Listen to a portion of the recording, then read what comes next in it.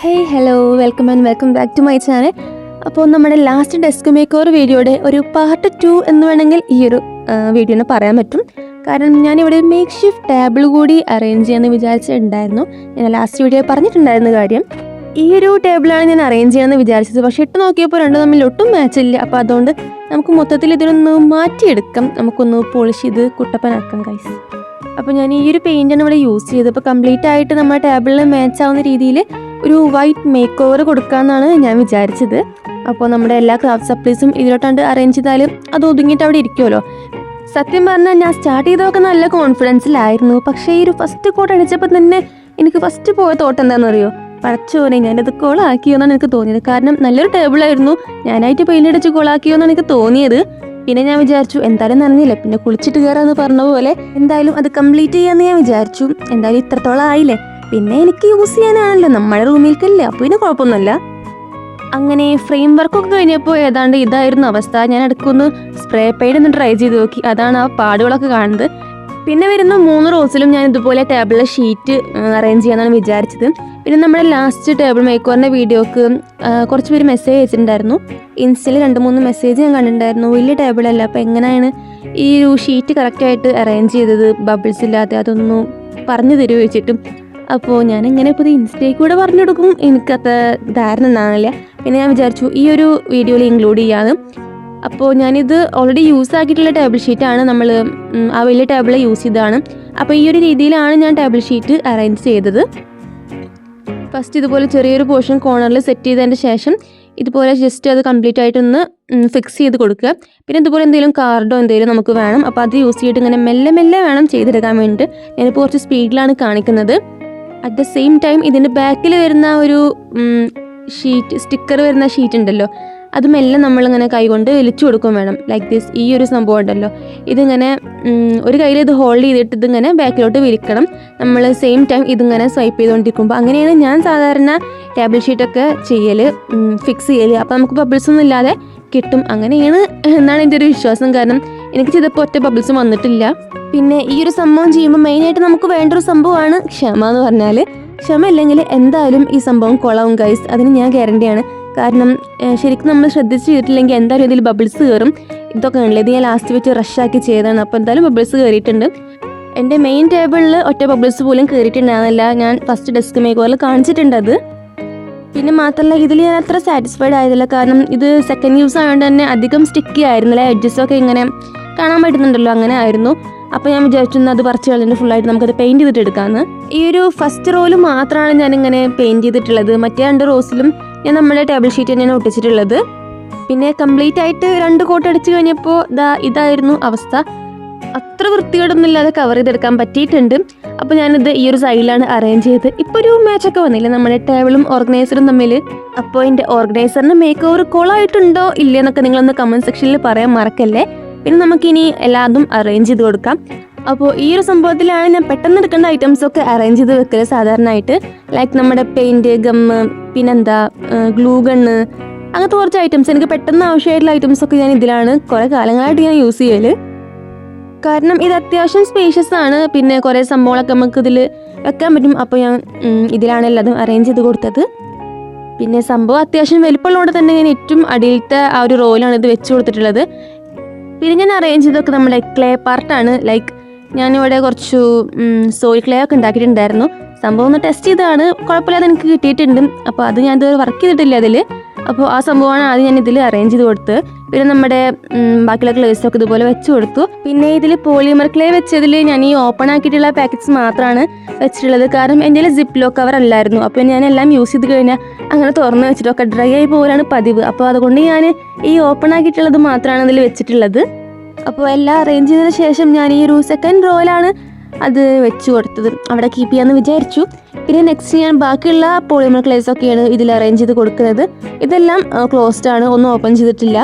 ഞാൻ വിചാരിച്ചൊക്കെ ഒന്ന് അടക്കി പെറുക്കി ഒതുക്കി വെക്കാം എന്ന് വിചാരിച്ചിട്ടാണ് ഞാൻ കളറൊക്കെ നോക്കിയിട്ട് അറേഞ്ച് ചെയ്ത് കൊടുക്കുന്നത്. സംഭവം ഒതുക്കി വന്നപ്പോൾ ഇഷ്ടംപോലെ സ്പേസ് ബാക്കി ഉണ്ടായിരുന്നു. അപ്പം നമ്മുടെ വാഷി ടൈപ്സൊക്കെയാണ് പിന്നെ ഞാനിതുപോലെ അങ്ങനെ അറേഞ്ച് ചെയ്ത് കൊടുത്തത്. ഇങ്ങനെ അടക്കി ഒതുക്കി വെച്ചപ്പോൾ എനിക്ക് എന്തോ ഒരു ബുദ്ധിമുട്ട് പോലെ തോന്നി. അപ്പോൾ ഇനി എല്ലാം കോളാക്കിയിട്ടിട്ട് ഗൈസ്. പിന്നെ ഈ ഒരു ബോട്ടിൽ കണ്ട ഗൈസ്, ഇത് പണ്ട് ഹോമിയോ മരുന്നൊക്കെ വാങ്ങാൻ പോകുമ്പോൾ കൊണ്ടുവരുന്നതാണ്. അവിടെ നിന്ന് കിട്ടുന്ന ബോട്ടിൽസാണ്. അപ്പോൾ അതിലാണ് ഞാൻ എൻ്റെ ഗ്ലിറ്ററൊക്കെ സ്റ്റോർ ചെയ്ത് വെച്ചിട്ടുണ്ടായിരുന്നു. പിന്നെ നമ്മുടെ കയ്യിൽ ഞാൻ ഓൾറെഡി ഉണ്ടാക്കി വെച്ചിട്ടുള്ള കുറേ പെൻ ഹോൾഡേഴ്സൊക്കെ ഉണ്ടല്ലോ, അപ്പോൾ അതിൽ ഇതുപോലത്തെ ഐറ്റംസൊക്കെ ഇട്ട് വെച്ചു. പിന്നെ ഞാൻ പെട്ടെന്നൊരു ഐറ്റം ഉണ്ടാക്കിയിട്ടുണ്ടായിരുന്നു, എനിക്ക് വേറെ കുറച്ച് ഐറ്റംസൊക്കെ ഇട്ട് വെക്കാൻ വേണ്ടിയിട്ട്. ഇത് നമ്മുടെ ടേബിൾ ഷീറ്റ് വെച്ച് കവർ ചെയ്തിട്ട് ഉണ്ടാക്കിയിട്ടുള്ള ഒരു ചെറിയൊരു ബോക്സാണ്.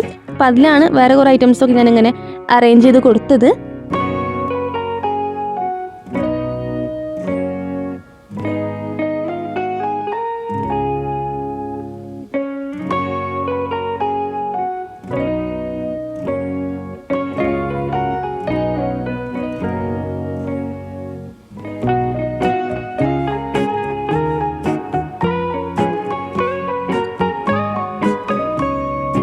അപ്പോൾ മൊത്തത്തിലൊന്ന് സെറ്റ് ചെയ്തതിന് ശേഷം ഞാൻ ഇതുപോലെയാണ് ഇതിങ്ങനെ അറേഞ്ച് ചെയ്ത് കൊടുത്തത്.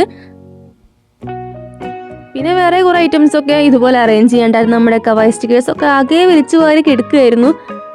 അപ്പോൾ ഇതൊക്കെ നമ്മൾ വാൾ സ്റ്റിക്കേഴ്സാണ്. അപ്പോൾ അതൊക്കെ എനിക്ക് എടുത്ത് വെക്കാണ്ടായിരുന്നു.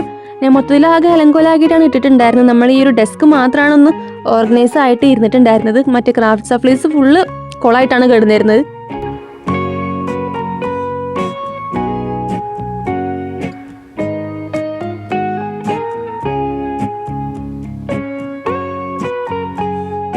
പിന്നെ സത്യം പറഞ്ഞാൽ ഈ ഐറ്റംസ് ഒന്നും എനിക്കങ്ങനെ മെയിൻ ടേബിളിൽ വെക്കാൻ അത്രയധികം ഇൻട്രസ്റ്റ് ഒന്നും ഉണ്ടായിരുന്നില്ല. അപ്പോൾ അതുകൊണ്ടാണ് ഒരു മേക്ക് ഷിഫ്റ്റ് ടേബിൾ കൂടി അറേഞ്ച് ചെയ്യാമെന്ന് വിചാരിച്ചത്.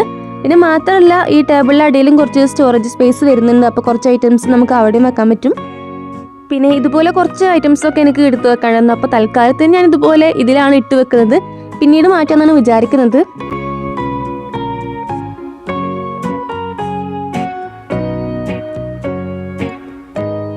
ഓർഗനൈസർ ഒരുവിധം സെറ്റായതിനു ശേഷം ഞാൻ നമ്മുടെ ടേബിളിൽ ഉള്ളിലേക്കാണ് പിന്നെ കോൺസെൻട്രേറ്റ് ചെയ്തത്. അപ്പോൾ എൻ്റെ കുറച്ച് ഫയൽസൊക്കെ എടുത്ത് വെക്കാണ്ടായിരുന്നു. അപ്പോൾ അതൊന്നും അങ്ങനെ ഓപ്പൺ ആയിട്ട് വെക്കാൻ പറ്റിയൊരു ഐറ്റംസ് അല്ല. സോ അതുകൊണ്ട് ഞാൻ ഇതുപോലെ അറേഞ്ച് ചെയ്ത് കൊടുക്കുകയാണ് ചെയ്തത്. പിന്നെ വേറെ കുറേ കളർ പേപ്പേഴ്സും ബുക്സും കാര്യങ്ങളൊക്കെ ഉണ്ടായിരുന്നു. അപ്പോൾ അതൊക്കെ ഞാൻ ഇതുപോലെ അറേഞ്ച് ചെയ്ത് കൊടുത്തു. പിന്നെ താഴത്തായിട്ടാണ് നമ്മുടെ ഇതുപോലെ ക്രേപ്പ് പേപ്പേഴ്സും ഈ ഐറ്റംസൊക്കെ വെച്ച് കൊടുത്തത്. പിന്നെ കുറച്ച് അല്ലാതെ ചില്ലറ ഐറ്റംസൊക്കെ ഇട്ട് വെച്ചിട്ട് നമ്മുടെ ഈ ബാഗൊക്കെ ഉണ്ടായിരുന്നു. അപ്പോൾ അതൊക്കെ ഞാൻ ഇതിന് സൈഡിൽ ഇങ്ങനെ അറേഞ്ച് ചെയ്ത് കൊടുക്കുകയാണ് ചെയ്തത്. പിന്നെ നമ്മുടെ ജേർണലിങ്ങിൻ്റെ എല്ലാ ഐറ്റംസും ഞാൻ ഈ ഒരു ബോക്സിലാണ് ഇട്ട് വെച്ചിട്ടുള്ളത്. ഇത് ഞാൻ അങ്ങനെ ഓർഗനൈസ് ചെയ്തിട്ടൊന്നുമില്ല. ഇനി ചെയ്യണമെന്ന് വിചാരിക്കുന്നുണ്ട്. ചെയ്യുകയാണെങ്കിൽ ഇൻഷാല്ല ഞാൻ വീഡിയോ അപ്ലോഡ് ചെയ്യുന്നുണ്ട്. അപ്പോൾ തൽക്കാലം അതിങ്ങനെ വെച്ച് കൊടുത്തിട്ടുണ്ട്. അപ്പോൾ കംപ്ലീറ്റ് ആയിട്ട് ഓർഗനൈസ് ചെയ്തതിന് ശേഷം ഇതാണ് നമ്മുടെ ഫൈനൽ ലുക്ക്. അപ്പോൾ നമ്മുടെ വർക്കിംഗ് സ്പേസ് എങ്ങനെ ഉണ്ട് ഗൈസ്, അതൊന്ന് കമന്റ് ചെയ്യാൻ മറക്കല്ലേ. അപ്പോൾ എല്ലാം ഓർഗനൈസ് ചെയ്തിട്ട് ഒന്ന് സെറ്റപ്പ് ആക്കി വെച്ചപ്പോൾ ഇപ്പോൾ ഇവിടെ നിന്ന് വർക്ക് ചെയ്യാനൊരു മൂഡൊക്കെ വന്നിട്ടുണ്ട്. അപ്പോൾ ഉള്ള മൂഡ് പോകുന്നതിന് മുന്നേ എന്തെങ്കിലും പ്രൊഡക്റ്റീവായിട്ട് ചെയ്താലോ എന്ന് വിചാരിച്ചപ്പോൾ കിട്ടിയൊരു ഐഡിയ ആണ്. നമുക്ക് എന്തെങ്കിലും ഒന്ന് കളർ ചെയ്താലോ, ലൈക്ക് എന്തെങ്കിലും പെയിന്റ് ചെയ്താലോ. അതിനിപ്പോൾ പേപ്പറും പെന്നും പെയിന്റും കളർ പെൻസിൽസും ഒന്നും ആവശ്യമില്ല, ജസ്റ്റ് ഒരു ഫോൺ ഉണ്ടായാൽ മതി. അതിന് നമ്മളെ ഹെൽപ്പ് ചെയ്യുന്ന ഒരു അടിപൊളി പ്ലാറ്റ്ഫോമാണ് കളറിംഗ് ബുക്ക് AI. ഈ ഒരു കളറിംഗ് ബുക്ക് പ്ലാറ്റ്ഫോം യൂസ് ചെയ്തിട്ട് നമുക്ക് നമ്മുടെ ക്രിയേറ്റീവ് ആയിട്ടുള്ള തോട്ട്സ് ഒക്കെ നല്ല അടിപൊളി പിക്ചേഴ്സ് ആയിട്ട് കൺവേർട്ട് ചെയ്യാം. വേറെയും കുറെ ഫീച്ചേഴ്സ് ഈ ഒരു പ്ലാറ്റ്ഫോമിൽ വരുന്നുണ്ട്. അതാണ് ഈ മേലെ കൊടുത്തിട്ടുള്ളതെല്ലാം. ഇതിൽ എനിക്ക് ഇഷ്ടപ്പെട്ടതും കൂടുതൽ ഇൻട്രസ്റ്റിംഗ് ആയിട്ട് തോന്നിയത് എന്താണെന്ന് വെച്ചാൽ, നമുക്ക് എന്ത് ടെക്സ്റ്റ് വേണമെങ്കിലും അതൊരു അടിപൊളി ഇമേജ് ആക്കിയിട്ട് ജനറേറ്റ് ചെയ്യാൻ പറ്റും. നമുക്ക് എന്താണോ വേണ്ടത് അത് ജസ്റ്റ് ഇവിടെ ഒന്ന് ടൈപ്പ് ചെയ്ത് കൊടുത്താൽ മതി. പിന്നെ ആരാണോ യൂസർ അതിനനുസരിച്ച് നമുക്കിവിടെ ഏജ് സെറ്റ് ചെയ്ത് കൊടുക്കുകയാണെങ്കിൽ നമുക്ക് വേണ്ട രീതിയിലുള്ള പിക്ചേഴ്സ് കിട്ടും. പിന്നെ പേജസും ഡയമെൻഷൻസും ഒക്കെ സെറ്റ് ചെയ്യാനുള്ള ഓപ്ഷൻസ് ഇതിൽ വരുന്നുണ്ട്. എല്ലാം കഴിഞ്ഞ് സ്ക്രോൾ ചെയ്ത് പോയി നമുക്ക് താഴത്ത് ജനറേറ്റ് ചെയ്യാനുള്ള ഓപ്ഷൻ കാണും. അതിൽ ജസ്റ്റ് ഒന്ന് ക്ലിക്ക് ചെയ്തിട്ടുണ്ടെങ്കിൽ വിത്തിൻ സെക്കൻഡ്സിൽ നമുക്ക് വേണ്ട ഇമേജ് ജനറേറ്റ് ആയിട്ട് വരും. ഞാനൊരു ഫെയറി ടെയിൽ ഡിസ്നി ലൈക്ക് പ്രോംപ്റ്റാണ് കൊടുത്തത്. അതുകൊണ്ടാണ് എനിക്ക് ഇതുപോലത്തെ ഒരു ഇമേജ് ജനറേറ്റ് ആയിട്ട് വന്നത്. ഇനി നമുക്കിത് വേണമെങ്കിൽ ഇങ്ങനെ PNG ആയിട്ടും അതുപോലെ തന്നെ PDF ആയിട്ടൊക്കെ ഡൗൺലോഡ് ചെയ്യാനും പറ്റും. ഇതെല്ലാം ഞാൻ മുന്നേ ട്രൈ ചെയ്ത് നോക്കിയ ഇമേജസ് ആണ്. ഇതിൽ വരുന്ന വേറൊരു ഫീച്ചറാണ് നമുക്ക് ഇമേജസ് അപ്ലോഡ് ചെയ്തിട്ട് അതിനെ കളറിംഗ് പേജസ് ആക്കിയിട്ട് ജനറേറ്റ് ചെയ്ത് നമുക്ക് വേണമെങ്കിൽ നമ്മുടെ പിക്ചേഴ്സ് എല്ലാം ഇതിൽ അപ്ലോഡ് ചെയ്തിട്ട് ചെയ്യാൻ പറ്റും. പിന്നെ ഞാൻ ജസ്റ്റ് സിമ്പിളായിട്ട് ഇവിടെ ഈ ഒരു പിക്ചർ കൊടുത്തിട്ടാണ് ചെയ്യുന്നത്. പ്രോസസ്സ് എല്ലാം സിമ്പിളാണ്, നേരത്തെ ചെയ്ത പോലെ തന്നെയാണ്. എല്ലാ ഓപ്ഷനും നമ്മൾ കറക്റ്റായിട്ട് സെറ്റ് ചെയ്ത് കഴിഞ്ഞാൽ വിത്തിൻ സെക്കൻഡ്സിൽ ജനറേറ്റ് ആയിട്ട് വരും നമ്മുടെ ഇമേജ്. ആൻഡ് എക്സാക്ട് സെയിം പിക്ചറാണ് നമുക്ക് ഇവിടെ കറക്റ്റായിട്ട് വന്നിട്ടുള്ളത്. ഈ ഒരു സെയിം പ്ലാറ്റ്ഫോം നമുക്ക് ലാപ്ടോപ്പിൽ യൂസ് ചെയ്യുമ്പോൾ ചെറിയൊരു ഇന്റർഫേസ് ചേഞ്ച് വരുന്നുണ്ട്. ലൈക്ക് ഓപ്പൺ ചെയ്യുമ്പോൾ നമുക്ക് ഇതുപോലെയാണ് കാണാൻ പറ്റുന്നത്. ഇത് താഴത്തോടെ സ്ക്രോൾ ചെയ്ത് പോകുമ്പോൾ ഇവരായിട്ട് തന്നെ നമുക്ക് കുറേ പിക്ചേഴ്സ് എല്ലാം പ്രൊവൈഡ് ചെയ്യുന്നുണ്ട്. അത് നമുക്ക് ഡൗൺലോഡ് ചെയ്ത് യൂസ് ചെയ്യാവുന്നതാണ്. ഇതിൽ ഓൾറെഡി ജനറേറ്റ് ചെയ്ത് വെച്ച നല്ല അടിപൊളി പിക്ചേഴ്സ് ഉണ്ട്. നമുക്ക് നമ്മുടെ ഏജ് അനുസരിച്ചിട്ട് ഇതിന് സെലക്ട് ചെയ്യാം. അതിനോടൊപ്പം തന്നെ ഡിഫറെൻറ്റ് സ്റ്റൈൽസിൽ വരുന്ന നല്ല അടിപൊളി കളറിംഗ് സ്റ്റോറി ബുക്സും ഇതിൽ അവൈലബിൾ ആണ്. അതുപോലെ തന്നെ വേറെയും ഫ്രീ ആയിട്ടുള്ള കളറിംഗ് പേജസ് ഇതിൽ വരുന്നുണ്ട്. ലൈക്ക് നമുക്ക് PNG ആൻഡ് PDF ഫോർമാറ്റിൽ ഇതൊക്കെ ഡൗൺലോഡ് ചെയ്ത് യൂസ് ചെയ്യാൻ പറ്റും. ഇതിൽ നമ്മുടെ ഓൾ ഫേമസ് ആയിട്ടുള്ള ലബൂബുവിൻ്റെ കളറിംഗ് പേജസ് ഒക്കെ വരുന്നുണ്ട്. ഇതിൽ 50 പേജസ് വരുന്ന ഒരു ലബൂബു കളറിംഗ് പേജ് ബുക്കാണ് വരുന്നത്. എല്ലാം നല്ല സൂപ്പർ പിക്ചേഴ്സാണ്, നിങ്ങൾക്ക് കണ്ടാൽ മനസ്സിലാവും. അപ്പോൾ ഞാനിതിലൊന്ന് ഓപ്പൺ ആക്കി കാണിച്ചു തരാം. അതിൻ്റെ ക്വാളിറ്റി എത്രത്തോളം ഉണ്ട് നിങ്ങൾക്ക് മനസ്സിലാക്കാൻ പറ്റും. അതുപോലെ ഇതിൽ സ്റ്റോറീസ് ആയിട്ടും വേറെ പിക്ചർ ബുക്ക് അവൈലബിൾ ആണ്. അതാണ് ഈ കൊടുത്തിട്ടുള്ളതെല്ലാം. ഇവർ ഷോക്കേസ് ചെയ്ത് വെച്ചിട്ടുണ്ട് ഓൾറെഡി. പിന്നെ നമുക്ക് ഇതുപോലെ സ്റ്റോറീസ് ഇതിൽ ജനറേറ്റ് ചെയ്യാനും പറ്റും. പിന്നെ ഞാൻ ജനറേറ്റ് ചെയ്തിട്ടുള്ള പേജസിൽ എനിക്ക് വൺ ഓഫ് ദ ബെസ്റ്റ് ആയിട്ട് എനിക്ക് തോന്നിയത് ഈ ഒരു പേജാണ്. നമ്മൾ കൊടുക്കുന്ന പ്രോംപ്റ്റ് കറക്റ്റായിട്ട് എക്സ്പ്ലെയിൻ ചെയ്തിട്ടുണ്ടെങ്കിൽ നമുക്ക് ഇതുപോലത്തെ ഇമേജസ് ജനറേറ്റ് ചെയ്യാൻ പറ്റും. മാത്രമല്ല ഇതിന് വേറെ സ്പെഷ്യാലിറ്റിയാണ്, നമുക്കത് ഓൺലൈനായിട്ട് കളർ ചെയ്യാനും പറ്റും. ഞാനിപ്പോൾ അത്ര എക്സ്പേർട്ട് ഒന്നുമല്ല, ജസ്റ്റ് നിങ്ങൾക്ക് കാണിച്ചു തരാൻ വേണ്ടി ഇതുപോലെ ഇങ്ങനെ ചെയ്തെടുക്കുന്നതാണ്. അപ്പോൾ ഇനി ബോറടിക്കുമ്പോൾ ക്രിയേറ്റീവായിട്ട് ഇതുപോലെ എന്തെങ്കിലുമൊക്കെ ചെയ്തിട്ടുണ്ടെങ്കിൽ നമ്മുടെ ക്രിയേറ്റിവിറ്റി ഒന്ന് ബൂസ്റ്റപ്പ് ചെയ്യാനും ഹെൽപ്പ് ചെയ്യും. പിന്നെ നമുക്ക് ഇതുപോലെ ഡിജിറ്റലായിട്ട് കളർ ചെയ്യാനും പറ്റും. അതിനൊക്കെ ഹെൽപ്ഫുൾ ആവുന്ന നല്ലൊരു അടിപൊളി പ്ലാറ്റ്ഫോം തന്നെയാണ് നമ്മുടെ ഈ കളറിംഗ് ബുക്ക് എന്ന് പറഞ്ഞുള്ള AI പ്ലാറ്റ്ഫോം. പിന്നെ ഫീച്ചേഴ്സിനെ കുറിച്ച് പറയുകയാണെങ്കിൽ ഇപ്പോഴും കഴിഞ്ഞിട്ടൊന്നുമില്ല. നമുക്ക് ഇതുപോലെ വെറൈറ്റി ആയിട്ടുള്ള ടെക്സ്റ്റേഴ്സും ഇതിൽ ഡെവലപ്പ് ചെയ്യാനായിട്ട് പറ്റും. കറക്റ്റ് ആയിട്ടുള്ള സംഭവങ്ങൾ നമ്മൾ സെലക്ട് ചെയ്ത് കൊടുത്താൽ മാത്രം മതി. അപ്പോൾ വിത്തിൻ സെക്കൻഡ്സിൽ നമുക്ക് ഇതുപോലെ നമ്മുടെ ഇമേജ് ജനറേറ്റ് ആയിട്ട് വരുന്നത് കാണാൻ പറ്റും. അപ്പോൾ ഇനി ബോറടിച്ചിരിക്കുമ്പോൾ വെറുതെ ഫോണിൽ ഇരുന്ന് സ്ക്രോൾ ചെയ്ത് സമയം കളയാതെ നമുക്ക് ഇതുപോലെ ക്രിയേറ്റീവായിട്ട് എന്തെങ്കിലും ചെയ്യാം. ഇനിയിപ്പോൾ എന്നെപ്പോലെ പ്രോംപ്റ്റ് കൊടുക്കാനും ഇമേജ് ഡെവലപ്പ് ചെയ്യാനൊക്കെ മടിയുള്ള ആൾക്കാരുണ്ടെങ്കിൽ ഇതിൽ ഓൾറെഡി കുറേ പിക്ചേഴ്സ് നമുക്ക് പ്രൊവൈഡ് ചെയ്യുന്നുണ്ട്. അത് നമുക്ക് ഇതുപോലെ കളർ ചെയ്യാൻ പറ്റും. എന്തായാലും ഇപ്പോൾ ഹാലോവീനൊക്കെ അല്ലേ കഴിഞ്ഞത്, അപ്പോൾ ഞാൻ ഇതുപോലെ ഹാലോവീൻ്റെ പിക്ചർ തന്നെ കളർ ചെയ്യാമെന്ന് വിചാരിച്ചു.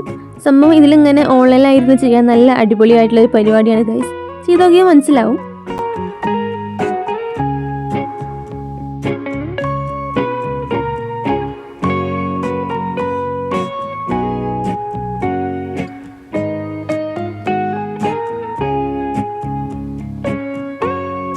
ഇപ്പോൾ എന്തായാലും ഹസ്കിനെ കൊണ്ട് ഡാൻസ് കളിപ്പിക്കുന്ന കാലമാണല്ലോ. അപ്പോൾ നമുക്ക് അതുപോലെ നല്ല വെറൈറ്റി ആയിട്ടുള്ള ഐറ്റംസും ഇതിൽ ജനറേറ്റ് ചെയ്യാൻ പറ്റും. നമ്മൾ അതുപോലെ ജനറേറ്റ് ചെയ്ത് വെച്ച ഇമേജസ് നമുക്ക് പബ്ലിഷ് ചെയ്യാനും പറ്റും.